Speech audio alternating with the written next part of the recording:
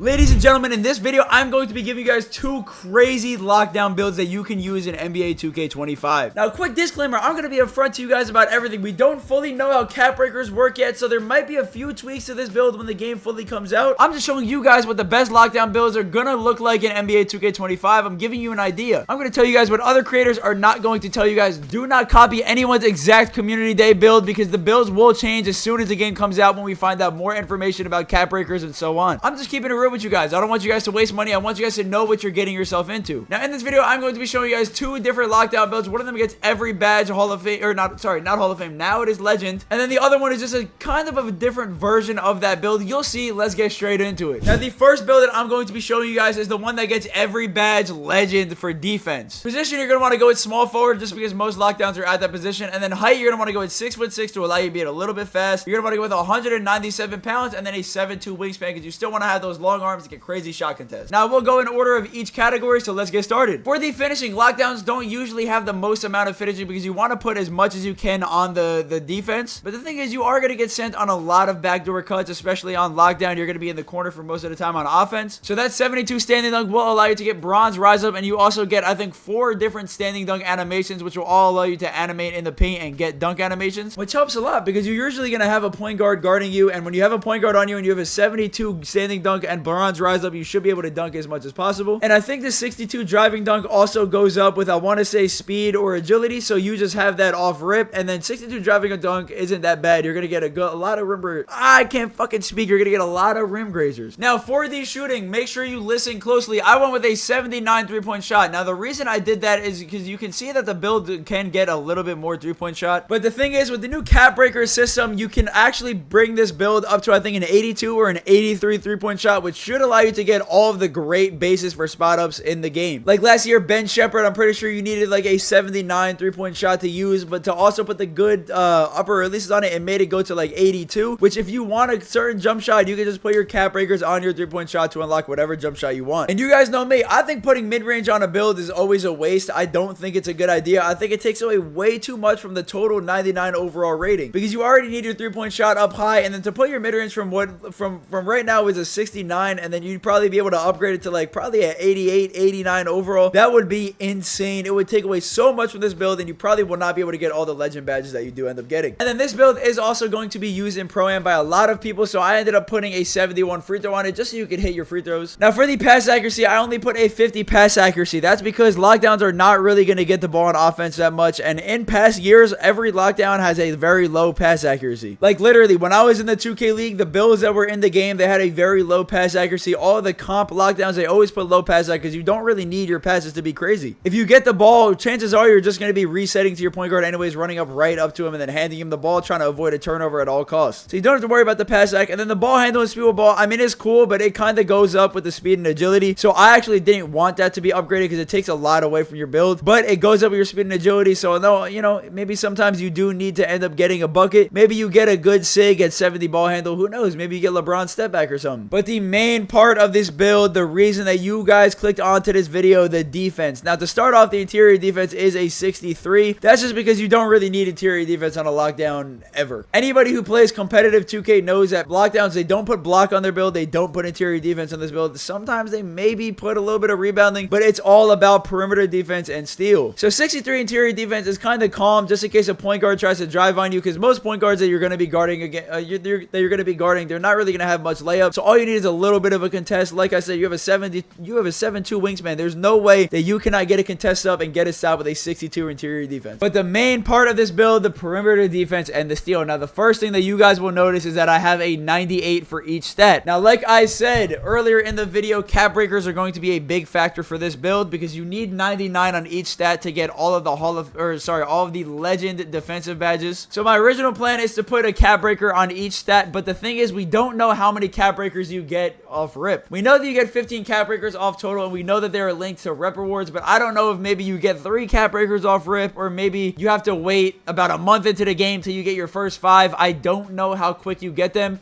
So this can change depending on how quick you get your cap breakers. Let's just say you get a whole bunch of cap breakers off rip. I will probably put the perimeter defense to a 96 and then the steal to a 96, and that will allow you to get so much more on this build. It all depends, but for this video, for the sake of this video, I ended up putting 98 perimeter defense and 98 steal, and then I plan on putting +1 on each stat, which will allow you to get Hall of Fame Challenger, which improves effectiveness of wall-time shots against perimeter shots. You will get Hall of Fame on-ball Menace, which makes you a relentless perimeter defender, which pretty much means that you're going to bump people a lot. It replaces clamps from last year. You get Hall of Fame Pick Dodger, which improves a player's ability to navigate through screens effectively on defense. You're going to be dodging through all the screens. You're going to have Legend. I think I keep saying Hall of Fame. I'm talking about Legend. I'm sorry. You're going to get Legends for all of these badges. You don't get a movable Enforcer because the strength on this build is not that high, but that's okay. With all of these Legend badges, you don't really need it. And then you get Legend Off-Ball Pest, which improves a player's ability to bump and harass the offense off the ball. So say the guard is getting reset, you can bump him, drain his stamina with this Legend Off-Ball Pest. And then you already get Legend Interceptor at 98 steal, but as you guys can see on the screen, you also get Legend Glove at 99 steal. It increases the ability to successfully steal from ball handlers. So if you guys want to get a whole bunch of plucks, a whole bunch of blitzes, Glove is the badge you're gonna want. I'm telling you, I'm not kidding. From the dribbling that we have seen in the game so far, the gameplay that dropped yesterday, a lot of the dribble moves are going to be standstill, which means that it is going to be a lockdowns playground, because when they standstill dribble, if you have Legend Glove, steal boost, and all of that, you are going to get so many steals per game. And even if you don't, let's say they have Legend Unpluckable. I don't know if Unpluckable is even a badge anymore. So let's just say they have it, right? And they're not standstill dribbling. You still have all of these other Legend badges to help you. You have a 7-2 wingspan with Legend Challenger. You have Legend Pick Dodger to get through all the screens. Legend Off-Ball Pass for if they try to not dribble on you and try to get open off ball. Legend On-Ball Menace to bump them through all of this while they're dribbling. They won't even be able to move. This build is about to harass everybody, and I genuinely feel bad for point guards this year because I know it's gonna get rough. All these Legend badges, like, come on, bro. It's like, it got bad last year in the beginning of the year for a lot of comp point guards because lockdowns were overpowered, and I 100% see that happening again this year. Now, the blocks of 48, block doesn't really matter on lockdowns. You shouldn't be going for blocks anyways. All you need is a little bit of a contest in the paint. Plus, you should have a center to help you out, which you should be playing high-low with. And then rebounding,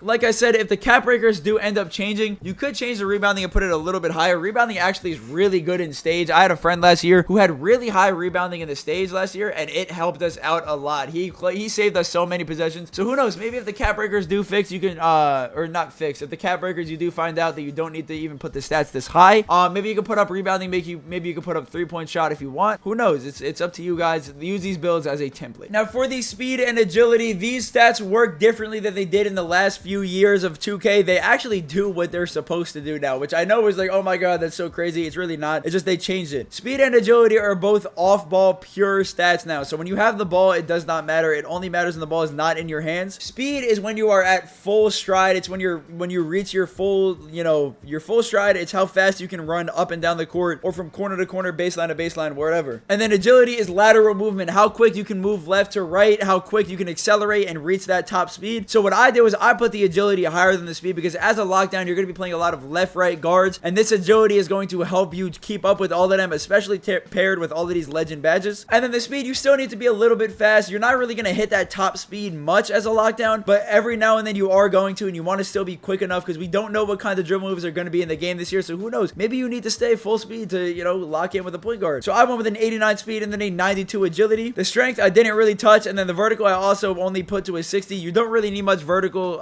It doesn't really matter much for a lockdown. You're not really going to be getting blocks. You're not really going to be getting rebounds, and you're not really going to be driving, dunking like that. So your vertical does not need to be that high. And this is what the build looks like when it's all said and done. This, I would say, is the best build that I'm showing you guys in this video. Like I said, I'm going to be showing you guys one more build, which honestly, when I look back at it, it's not too great, but I'm just going to show you guys another variation of a lock build. But when this build is done, it ends up saying, I forgot what it said. I think it's pretty basic. You have built a 3-and-D wing. I know there are a lot cooler lockdown names. I know, I'm sorry. But I mean, when you make a good fundamental build, I mean, this is just what it's going to come down to. I'm sorry. I know you guys probably want a cool name. I would too. I apologize. But listen, do you want a cool name or do you want to box everybody you play against? Anyways, let me show you guys the next build. Now, I'm not going to lie, with this build, there are a lot of similarities. It's still 6'6". It still has a 7'2" wingspan. The one thing you will notice is that the dunking is a lot lower. At 45 standing dunk, it allows you to get 2 standing dunk animations, which will allow you to animate under the paint whenever you get a backdoor cut. However, you don't have bronze rise up, which kind of sucks, but it is what it is. You see on this build, I ended up putting a higher 3-point shot. I put an 83 3-point shot. That way you can put all of your cap breakers on defense. The pass accuracy is a 55. It's a little bit higher. The ball handle is a 71. 71, and the speed with ball is a 76. Let me go back. Honestly, looking back on this build, I don't really know what I was doing. I did plan on putting the cap breakers on 96 for the perimeter defense. You want to bump that to a 99, but I also should have just put it lower on the steel too. I don't really know what I was doing. I'm really just here to show you guys what a different variation of a lock build looks like, even though it's still kind of the same thing. See, I got a 90 speed, a 92 agility. I did a 71 strength. That way I got bronze immovable enforcer this time. So for the people who are planning on using this build in, like, say purely park or something, or maybe you want to be a spot up for 2v2, you're going to be playing a lot against a lot more dunking builds, so maybe you do want to guard the blow-bys. So bronze immovable enforcer will help out a little bit. But yeah, the build's pretty much kind of the same thing. It's just less dunking, and then a little bit more strength for the immovable enforcer. And then this build probably comes out to say the same thing. Yeah, it says you have built a 3&D wing. It's kind of the same thing. But anyways, let me know which build you guys like the most in this video. You know, let me know